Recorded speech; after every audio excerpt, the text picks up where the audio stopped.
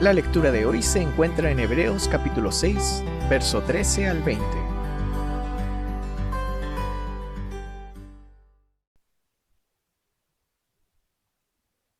Cuando Dios le hizo la promesa a Abraham, juró por sí mismo, porque no había nadie superior a él por quien jurar, y dijo: «Ciertamente te bendeciré con abundancia, y multiplicaré tu descendencia». Y Abraham esperó con paciencia, y recibió lo que Dios le había prometido. Cuando alguien jura, lo hace por alguien superior a sí mismo. De esa manera confirma lo que ha dicho y pone fin a toda discusión. Por eso Dios, queriendo demostrar claramente a los herederos de la promesa que sus propósitos no cambian, les hizo un juramento, para que por estas dos cosas que no cambian, y en las que Dios no puede mentir, tengamos un sólido sustento, los que buscamos refugio y nos aferramos a la esperanza que se nos ha propuesto. Esta esperanza mantiene nuestra alma firme y segura como un ancla y penetra hasta detrás del velo, donde Jesús, nuestro precursor, entró por nosotros y llegó a ser sumo sacerdote para siempre, según el orden de Melquisedec. Bueno, el tema del día de hoy es: en tu promesa mi alma está segura. Una de las cosas que para nosotros como iglesia es muy alegre, muy edificante y de mucho ánimo, es ver que los últimos 10 años, especialmente esta iglesia, St. John's, ha tenido un crecimiento, ha podido crecer no solamente en su madurez cristiana, sino que también en número. Y ver crecer a la iglesia St. John's, para muchos de ustedes ver cada semestre, ver cada caras nuevas y ver que esas familias permanecen, debe traer mucha alegría para sus vidas. Eso ha traído mucho gozo para nosotros, quienes estamos tomando decisiones en la vida de la iglesia. Sin embargo, cada vez que nosotros evaluamos y conversamos, ya nos damos cuenta que hay muchas familias que no están con nosotros. Y no es que esas familias o esas personas estén en otras iglesias. Hay personas que nosotros conocimos y que definitivamente decidieron abandonar. Ellos decidieron buscar refugio en otra parte, en otro lugar, no en Dios ni en sus promesas. Ellos pensaron que las promesas del Señor no eran suficientes para sus vidas y ya no están con nosotros, que Cristo no era suficiente para ellos y ya no nos acompañan. Decidieron vivir la vida alejada del lugar donde se recuerdan las promesas del Señor.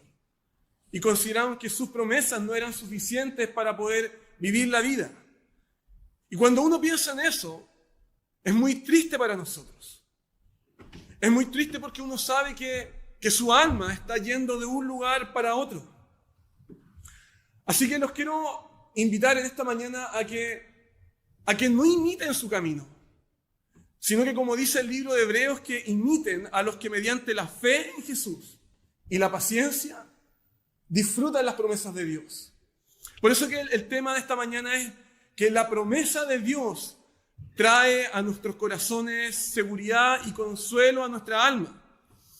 Así que si tu alma en este tiempo está buscando un lugar firme y seguro para poder refugiarse, quiero invitarte esta mañana a que puedas pensar en lo que Dios promete. Y si tú logras ver que Dios cumple sus promesas en tu vida por medio de Cristo, si tú logras ver que Dios es fiel a pesar de tu infidelidad, que Dios va a cumplir todo lo que Él ha prometido, aun cuando nuestro desempeño dice otra cosa, si tú logras ver que Dios cumple sus promesas por su fidelidad y no por tu desempeño, tu corazón va a estar seguro. Y quiero mostrarte esta verdad por medio de los primeros versículos. Dice: cuando Dios hizo la promesa a Abraham, juró por sí mismo. Dijo: ciertamente te bendeciré con abundancia y multiplicaré tu descendencia. Entonces, lo que el autor de Hebreos está haciendo es que está tomando el caso de Abraham como un caso tipo para poder enseñarnos a lo menos 3 cosas para nuestras vidas, que va a ser la estructura del sermón de esta mañana. Primero, una gran promesa. En segundo lugar, un gran garante. Y en tercer lugar, una gran seguridad. Una gran promesa, un gran garante, una gran seguridad. Y para los que les gusta un poco la tecnología, aunque no es el orden correcto, ustedes pueden recordar la tecnología del GPS, que tiene una G, una P y una S, garante, promesa, seguridad. Y para los que les gusta el fútbol, pueden recordar al Paris Saint-Germain, ¿no es cierto? PSG.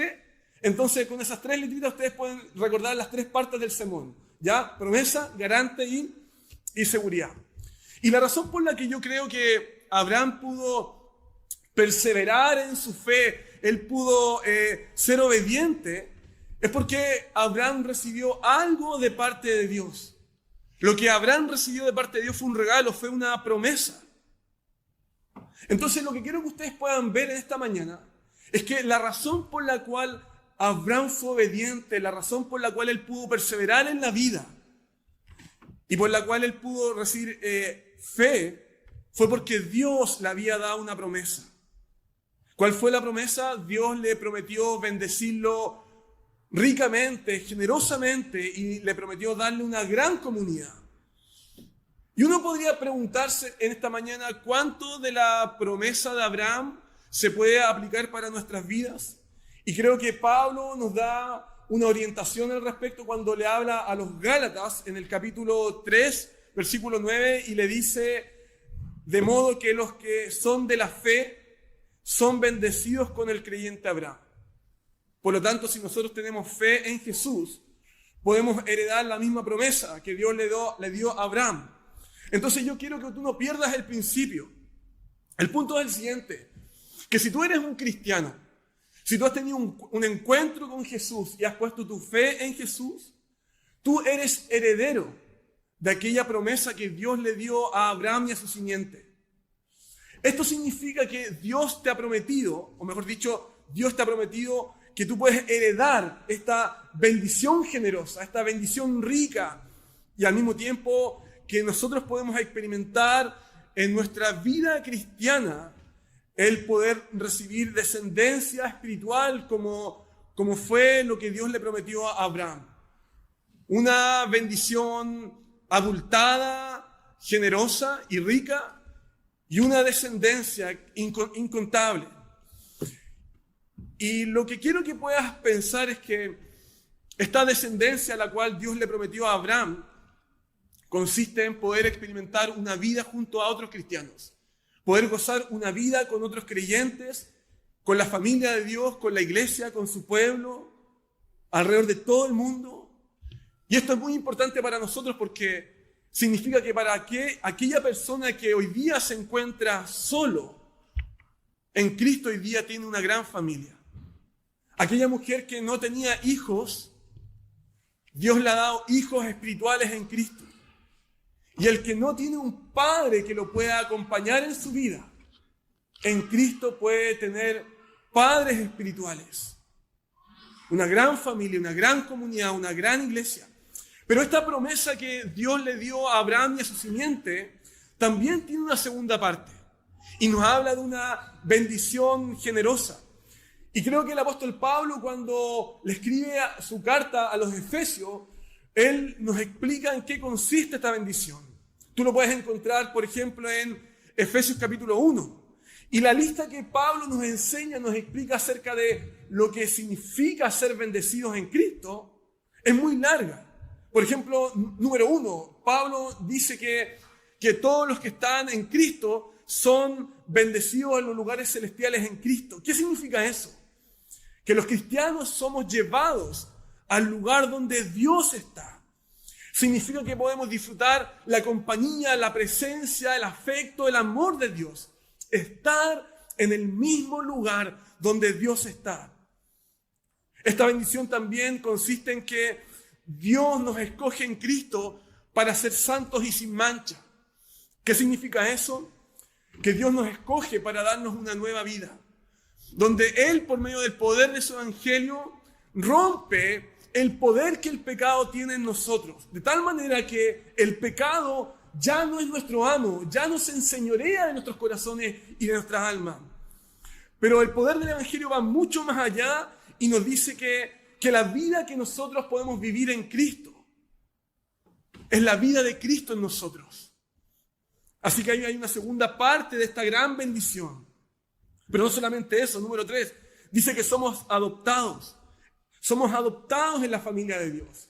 Ya no somos huérfanos, ya no estamos solos, sino que hemos sido incorporados por gracia en la familia de Dios. Dios se transforma en nuestro Padre y nosotros somos sus hijos. Y eso significa que todos los que están en Cristo podemos gozar toda la bendición que Dios le ha prometido, toda la bendición y todos los beneficios que Dios le ha prometido a su Hijo Jesús. Número 4, que es parte de esta gran bendición, dice que somos redimidos. Tenemos redención. Significa que Cristo nos ha comprado por un precio. Ese precio es su sangre. Por lo tanto, ahora Jesús es nuestro dueño. Y Él nos ha hecho siervos de la justicia. Por lo tanto, ahora servimos a un reino de rectitud, a un reino de misericordia, a un reino de amor, a un reino de justicia. Y podemos hacerlo porque Dios ha derramado su Espíritu Santo en nuestros corazones.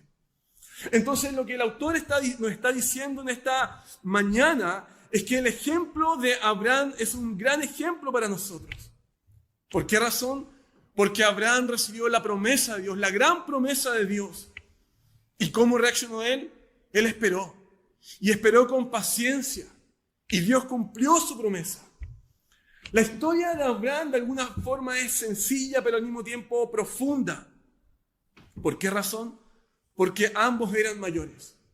No eran de la tercera edad ni de la cuarta edad. Me imagino que quizás eran de la quinta o la sexta edad.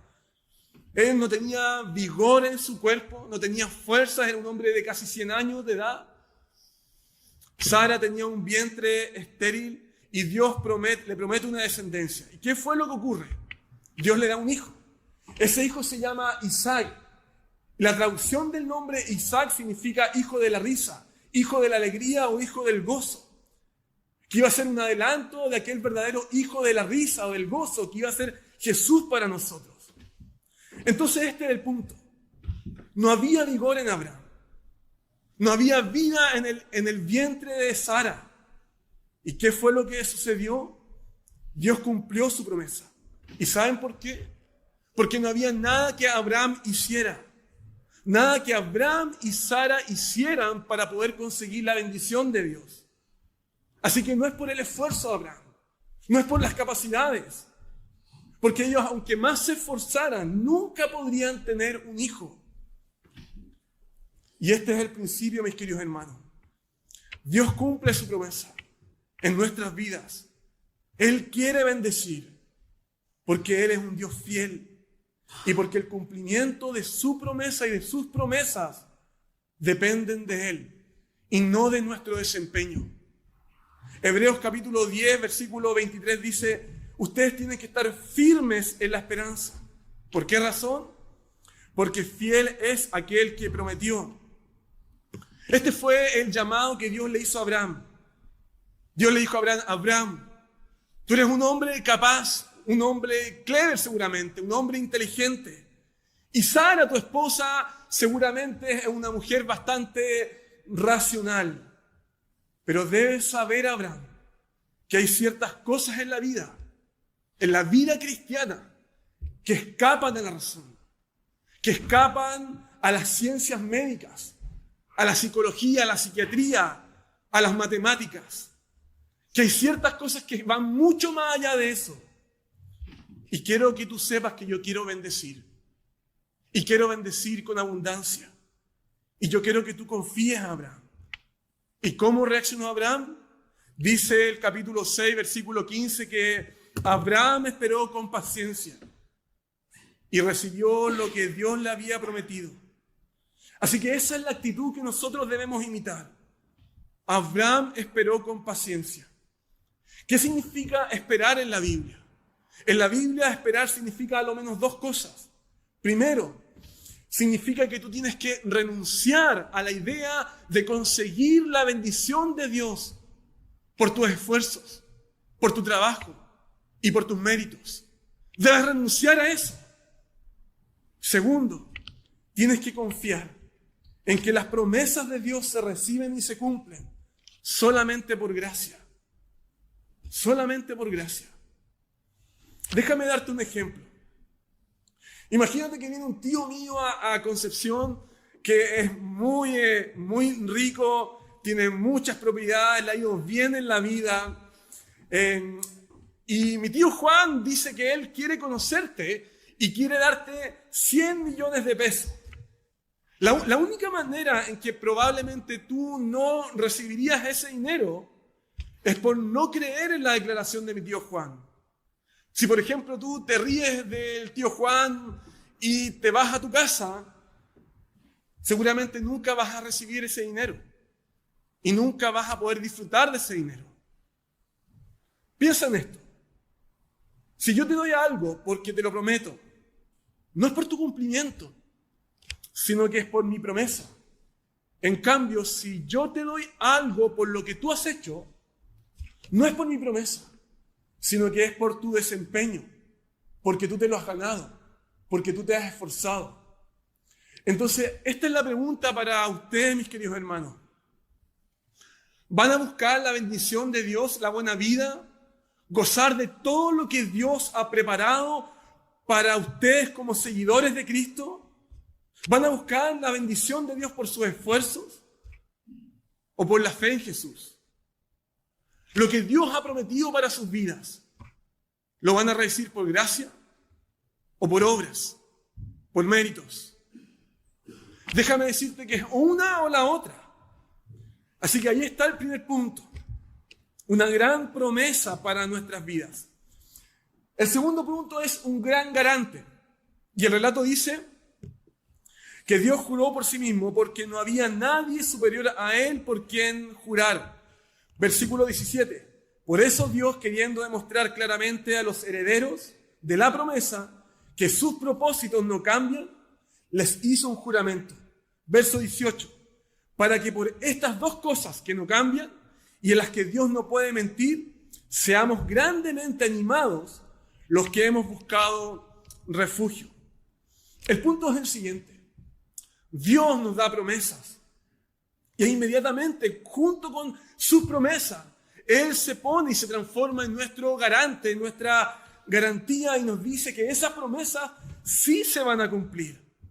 Lo dice a lo menos 2 o 3 veces en los versos. Te dice que Él juró por sí mismo, versículo 13. Te dice que Él hizo un juramento, versículo 17. Y te dice que Él no puede mentir, versículo 18. El Salmo 12:6 dice: las palabras del Señor son puras, son verdaderas, son rectas. Incluso gente como enemiga del pueblo de Dios fue de alguna manera conmovida por el testimonio de que Dios cumple sus promesas. Por ejemplo, en el caso de Balaam, en número 23, Balaam dijo: Dios no es un simple mortal para que mienta o cambie de parecer. Si Él habla, ciertamente actúa. Si Él dice algo, Él lo lleva a cabo. Piensa en esto. Su palabra ya es confiable.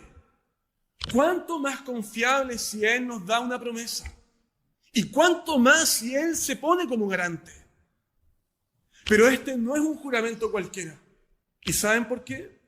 Porque nosotros los hombres, cuando queremos adquirir ciertas cosas en la vida, vamos a los bancos, hacemos negocios, hacemos tratos. ¿Y qué son las cosas que ponemos como garantía? Una casa, un negocio, nuestra reputación. Pero Dios es diferente. Él se puso a sí mismo como garantía. Su nombre, su gloria, su honor, su propia vida la puso como garantía de que Él lo que promete lo va a cumplir. Y si Él se atreviera a no cumplirlo, Él dejaría de ser Dios, porque se negaría a sí mismo. Entonces déjame hacerte una pregunta esta mañana. ¿Qué garantías necesitan para poder vivir por fe? Si Dios se ha puesto Él mismo como garantía de todo lo que ha prometido, entonces el miedo, la duda deben ser cosas que ustedes deben dejar atrás. Dios los está llamando a ser cristianos comprometidos en su reino. Y la fe en sus promesas va a generar en ustedes una obediencia profunda y radical para poder vivir en la vida cristiana sin miedo, sin temor y como verdaderos seguidores de Cristo. El caso de Jesús es el caso que nosotros podemos considerar como aquel caso que debe transformar nuestros corazones. Si tú, por ejemplo, lees Hechos de los Apóstoles, en el capítulo 2, versículos del 25 al 26, tú podrás darte cuenta dónde estaba el alma de Jesús y dónde estaba su corazón. Dice, siempre veía al Señor ante mí, por eso mi corazón se alegró y mi lengua cantó llena de gozo. Mi cuerpo descansará en la esperanza, porque no dejarás que mi alma vaya al Hades o al lugar de los muertos o al sepulcro. Déjame darte uno más, que fue el caso de Pablo, que fue cuando estaba exponiendo su caso ante el rey Agripa. Dice, Rey Agripa, con mucho gusto presentaré ante mí mi defensa de las acusaciones que me hacen los judíos. Y ahora me juzgan por mi esperanza en la promesa que Dios le hizo a nuestros padres. ¿Te diste cuenta que la promesa de Dios produce una profunda confianza y una profunda obediencia y coraje tanto en el corazón de Jesús como en el corazón de Pablo? Primero, si tú pones tu confianza en la promesa de Dios, lo que va a suceder es que en ti se va a desarrollar una valentía y un coraje impresionante. Segundo, ya no vas a tener temor de perder tu reputación y tu imagen, porque tu vida será mucho más valiosa junto al Señor que perder tu vida misma. Número 3, no tendrás temor al sufrimiento, porque el gozo que te espera será un tesoro mucho más grande que la comodidad temporal. 3 cosas: valentía y coraje, sin miedo a perder nuestra reputación y considerar nuestra vida como pérdida y estar dispuesto a sufrir por el Evangelio. Así que ahí está el segundo punto, un garante. Y el tercer punto es una gran seguridad. Mira lo que dicen los versículos finales. Y nos aferramos a la esperanza que se nos ha propuesto. Esta esperanza mantiene nuestra alma firme y segura. ¿Cómo? Como un ancla. Esta esperanza, versículos 19 y 20, penetra hasta detrás del velo donde Jesús entró por nosotros como precursor y llegó a ser sumo sacerdote para siempre. Todos los que hemos venido hasta acá, de alguna manera buscamos una esperanza que nos dé seguridad, confianza, que nos rescate, una esperanza que sea duradera en la vida.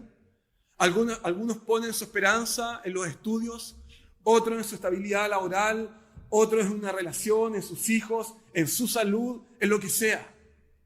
Pero la verdad es esto: la Biblia nos enseña que todos nosotros, de alguna manera, cada día, buscamos poner nuestro corazón en una esperanza.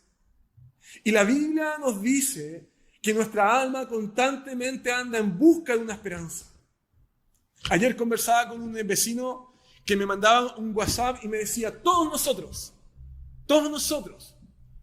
ponemos nuestro corazón en una esperanza.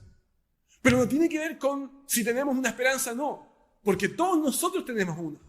El punto es dónde está nuestra esperanza. Paul David Tripp es un autor que ha escrito muchos libros de consejería cristiana y de crianza, y él dice lo siguiente: nos desanimamos y quedamos paralizados cuando nuestras esperanzas son derribadas. Cuando una esperanza muere, abrazamos otra lo más pronto posible. La historia de la Biblia es una historia de esperanza. Es sobre esperanzas que no pueden rescatarte y una esperanza que te otorga todo lo que tú necesitas. La esperanza a la cual el libro de Hebreos se refiere tiene un nombre y se llama Jesús. Y el libro de Hebreos nos dice que Jesús es como un ancla que mantiene nuestra alma firme y segura. Nosotros pensamos en buscar esperanza. Pero las buenas noticias es que Dios se anticipa a nosotros y Dios pone su esperanza, que es su Hijo, delante de nosotros. Lo cierto es que Dios se anticipa a nosotros. Entonces, no debemos buscarla, porque es Dios quien nos busca primero y pone esa esperanza frente de nosotros. En otras palabras, como la historia del hijo pródigo, Dios sale a nuestro encuentro por su propia voluntad. Y el autor nos está diciendo es que si tu alma entiende esto, tu alma estará segura. Pero si tú pones tu esperanza en cualquier otra cosa, entonces tu alma andará de un lado hacia otro, como en el mar. Lo primero entonces que nosotros debemos hacer en esta mañana es desconfiar de nosotros mismos, desconfiar en nuestra propia seguridad, de la firmeza de nuestra alma. De hecho, el apóstol Pablo en uno de sus relatos dice lo siguiente: el que cree estar firme, mire que no caiga. Y otros autores dicen: manténganse firmes en esta gracia o en la esperanza. Algunos de ustedes conocen a uno de los reformadores llamado Juan Calvino. Y Juan Calvino dice que nuestra alma es como si anduviera en el mar, golpeada por el oleaje y por el viento recio. Y lo que nosotros vemos en esta vida, en la ciudad y a nuestro alrededor, es puro mar, pura agua y ningún puerto a la vista. Pero el autor de Hebreos nos dice que hay un ancla que fue lanzada del cielo a la tierra, un ancla que fue lanzada a la oscuridad de la profundidad del mar. Esa ancla es Jesús, que fue lanzado a lo más bajo, descendió del cielo a la tierra como un ancla. Y siendo rey, no solamente descendió a ser un ser humano, sino que descendió a la esclavitud. Y aún más, siendo esclavo, descendió a lo más profundo de la vida humana. Dios le dio la espalda, porque Él iba a cargar con nuestros pecados, Él es nuestra ancla segura, el lugar inamovible. Ese es el lugar donde está la presencia del Señor. Un lugar firme, seguro, estable, que no se puede mover. Por eso que Pablo de alguna forma le dijo a los corintios: porque todas las promesas en Cristo son un sí. Así que de esa forma, mirando la gran promesa, mirando a un gran garante y mirando una gran ancla que hace que nuestra alma esté segura, podemos ir por la vida atribulados en todo, pero no angustiados. Podremos estar en apuros, pero no desesperados. Podremos ser perseguidos en esta vida, pero nunca desamparados. Podremos ser derribados, pero no destruidos. Por eso que el autor dice en el versículo 19 que esta esperanza, que esta ancla que es Jesús, penetra hasta detrás del velo, donde Jesús, nuestro precursor, entró por nosotros. Y mientras esa ancla esté en ese lugar y sujetando nuestra alma podrá estar firme, segura y consolada. Podremos ir por la vida siendo obedientes, siendo radicales, sin miedo, sin temor, siendo discípulos verdaderos, sirviendo a su reino más que a nuestra propia vida, porque nuestra esperanza estará fija, porque Jesús está fijo como un ancla en la misma presencia del Señor. 3 verdades, una gran promesa, un gran garante y una gran seguridad. Los invito entonces a que